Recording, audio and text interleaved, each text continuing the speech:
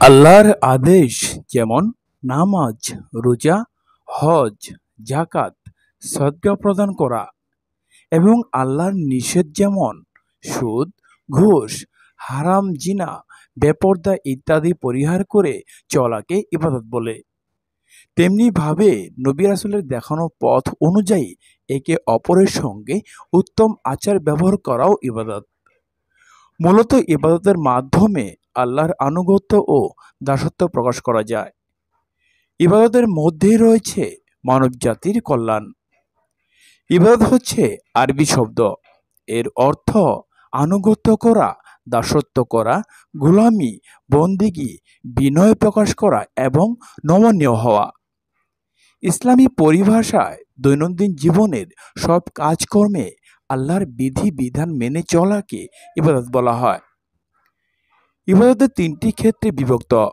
প্রথমত, অন্তর দ্বারা ইবাদত করা, যেমন আল্লাহর প্রতি ভয় ও ভরসা রাখা, ভালোবাসা, আশা আকাঙ্ক্ষা, আগ্রহ, সৎ নিয়ত, আল্লাহকে মনে মনে স্মরণ করা।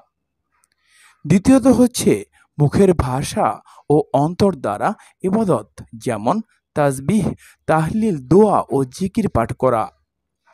তৃতীয়ত হচ্ছে শরীরের অঙ্গ প্রত্যঙ্গ ও অন্তর দ্বারা ইবাদত, যেমন নামাজ, রোজা, হজ, যাকাত ইত্যাদি। মহান আল্লাহ তাআলা মানবজাতি সৃষ্টি করে পৃথিবীতে সহজভাবে জীবনযাপনের জন্য অসংখ্য নেয়ামত দান করেছেন। আল্লাহর উপর বিশ্বাস স্থাপন করা আমাদের কর্তব্য। মহান আল্লাহ মানবজাতি সৃষ্টি প্রসঙ্গে কুরআনুল কারিমে বলেন, আমার ইবাদতের জন্যই আমি মানব ও জিন জাতি সৃষ্টি করেছি। ইবাদত সম্পূর্ণরূপে কুরআন সুন্নাহ নির্ভর বিষয়। আল্লাহ কিভাবে কিংবা কোন পদ্ধতিতে তার ইবাদত পছন্দ করেন তা কেবল কুরআন ও আল্লাহর রাসূল সাল্লাল্লাহু আলাইহি সাল্লামের সুন্নাহ ছাড়া অন্য কোনো মাধ্যম জানা কারো পক্ষে সম্ভব নয়। আমরা পৃথিবীতে যত ইবাদত করি না কেন, ইবাদতের মূল উদ্দেশ্য হলো আল্লাহর সন্তুষ্টি অর্জন করা। এই ইবাদত একনিষ্ঠভাবে আল্লাহর জন্য না হলে আল্লাহ কবুল করবেন না। আল্লাহ তাআলা বলেন, তাদের এছাড়া কোনো নির্দেশ করা হয়নি যে তারা খাঁটি মনে একনিষ্ঠভাবে আল্লাহর ইবাদত করবে, নামাজ কায়েম করবে এবং যাকাত দেবে। মানুষ এবং আল্লাহর মধ্যে মূল সংযোগকারী বিষয় হলো ইবাদত বন্দেগী।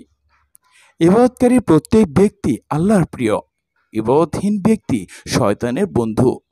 তবে ইবাদতকারীকে হতে হবে কুরআন ও হাদিসের অনুসারী। বস্তুত আল্লাহ তাআলার মানুষ সৃষ্টি ও অন্যান্য প্রাণীর মধ্যে পার্থক্য হলো বিবেক, বুদ্ধি ও জ্ঞানের। যদি মানুষ বিবেক, বুদ্ধি ও জ্ঞান দিয়ে আল্লাহর ইবাদত করতে না পারে, তাহলে সে জীবজন্তু কিংবা তাদের থেকেও অধম। আল্লাহ তাআলা বলেন, আর আমি সৃষ্টি করেছি দুজকের জন্য বহু জিন এবং মানুষ। তাদের অন্তর রয়েছে, তার দ্বারা বিবেচনা করে না। তাদের চোখ রয়েছে, তার দ্বারা দেখে না। আর তাদের কান রয়েছে, তার দ্বারা শোনে না।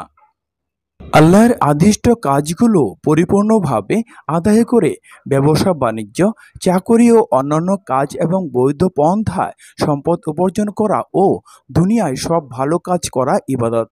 আর এমনভাবেই আল্লাহ তার রাসূলের প্রতি ভালোবাসা, তার রহমতের আশা, শাস্তির ভয়, ধৈর্য, শুকর, তাওয়াক্কুল ইত্যাদি সব কাজ ইবাদতের মধ্যে শামিল।